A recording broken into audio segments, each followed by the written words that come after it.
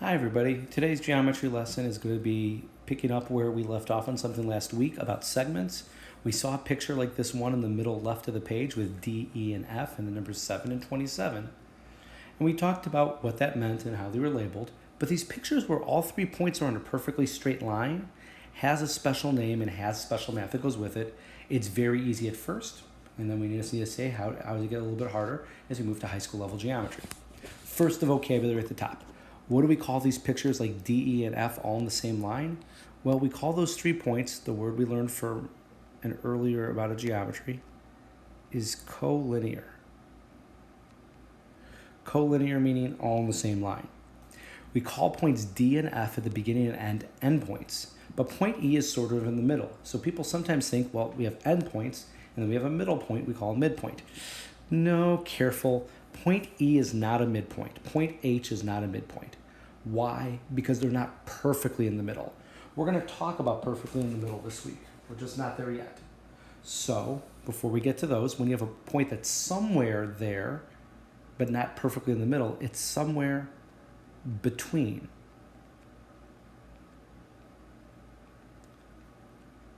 And between is the word we'll use. Let me write it a little smaller so we can fit it in this blank. Between is what we'll use here. Anytime there's a point that we don't know if it's perfectly in the middle or not. Anyways, the segment addition postulate, which we're going to be using all the time in this concept in this class, goes way beyond August and September and goes throughout this entire course, is when you see things in a straight line like this, the first part of the picture that you see can be added to the second part of the picture that you see. When you add the first part plus the second part, not too surprisingly, it adds up to the whole picture. Let's see how that applies on these 2 easy problems in the middle. First problem, it says write the segment addition postulate with letters. So we need to do first part plus second part equals the whole thing. What's the first part in terms of letters? Well, the first part here, in terms of a number, would clearly be 7, but I'm asking in terms of letters. And like we've been doing for a few lessons now, it's 2 letters, DE. What's the second part? E to F. What's the whole thing? Well, the whole thing goes all the way across, D, E, F. Do I write all 3 letters? And the answer is no. We've always used 2 letters for segments, the first letter and the last letter. This type of writing of a statement is going to be gigantic for the next things that you do next class and the classes afterwards. All of our math gets on to making sure you can write them correctly in this order. So just make sure you feel comfortable with these letters today. And then showing work, not that you didn't already know this. First part, 7, plus second part, 27, would give you DF. Therefore, you just add those numbers together and you get DF is 34. Easy. Adding. And that's what a geometry is sometimes, is we're doing grade school level math, first, second, third grade math, combined with high school level thinking. We're not always going to connect things into Algebra 1, at least not the first time. The problem here on the right is the same idea. We have the first part of the picture, which goes from letters G to H. Second part of the picture from H to I. And the whole thing, we don't say GHI, we just go from the first to the last and don't write the letters in between. I don't know what GH is, it's blank, but HI is the number 31, and G to I is labeled as the number 39. This looks like some algebra stuff we've been doing already in this class over the first couple of weeks. Subtract and subtract. GH equals 8. So, some problems you add like the first problem, some problems you subtract like the second problem.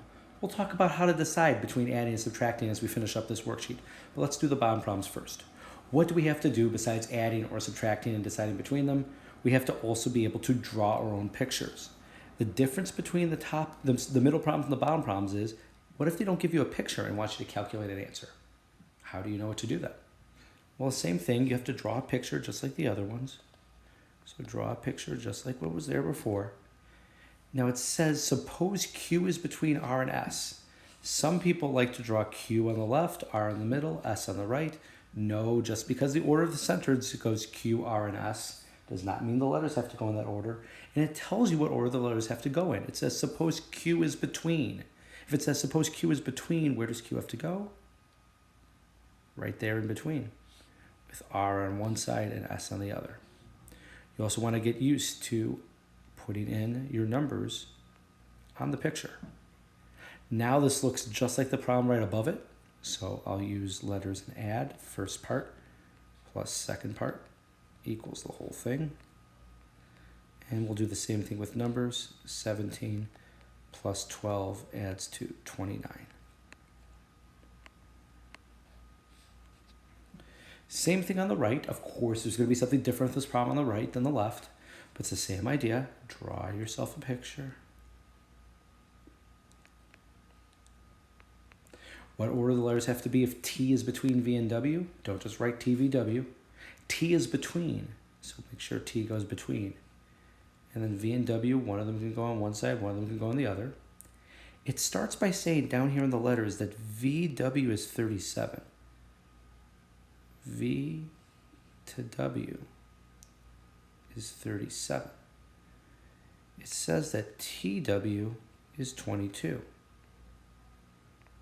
So let me put in green, V to W going all the way across, and T to W, put 22 in the middle of those two letters. Now it's just like the problem above it, just like the other two problems, very easy. First part is V to T, second part is T to W. Whole thing starts at V, goes to W. I don't have a number for VT, but I have that TW is 22 in yellow, and VW is 37 in green.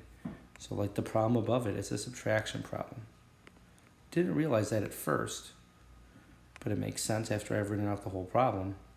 And I see VT is 15. All right, so first thing, do you know that you're going to just be either adding or subtracting when it comes to calculating things with numbers? Yes, okay. Next, how do you decide between adding and subtracting? Take a look in the middle. Why in the middle left did I add 7 and 27, but on the middle right I subtracted 39 and 31? And the answer has to do with what part was first, what part was second, and what part was the whole thing, and how the math works out with basic adding and subtracting in algebra. And the picture, but look at the picture. The picture here on the right, on the left, excuse me, shows the numbers on the first and second part. Our method right above it says add the first and second parts together. And if you do, you get your answer. But it doesn't say add two numbers, it says add the first part and the second part. On this next picture here on the right, we have 39 as the whole thing. It's not a first part, I can't add with 39. It's not the second part, I can't add 39 to something. I have to have that be what the total is, meaning our number is going to be smaller. So when pictures look like the right, left, you're going to add things together. When pictures look like the right, you'll subtract things from each other. Okay, that's easy enough. Take some practice, you'll get used to it. So you're going to go to an IXL soon, and when you go to that IXL, you're going to get to a score, of like 30 or 40, and you'll be doing problems like that. Then all of a sudden, somewhere in the 30s or 40s, pictures will disappear. What do you have to do? Well, not a big deal. You're going to have to do problems like the bottom. And you'll have to, like we did on the bottom, draw your own pictures. So if you draw your own pictures, putting the right letter in between, putting the right numbers where they go, it's going to look like a problem on the left and you just add the two numbers. Or it's going to be you have all the way across in a whole number and you'll subtract and you're good to go. You guys are going to head to IXL level B.5. You're going to only go to a score of 60 today. As you get near a score of like 65 to 70, they get harder in terms of algebra problems. We're not ready for those just yet. So just take your IXL B.5 to a score of 60, and later this week, we'll push it up a lot higher to a higher score. Take care, everybody, and have a wonderful day.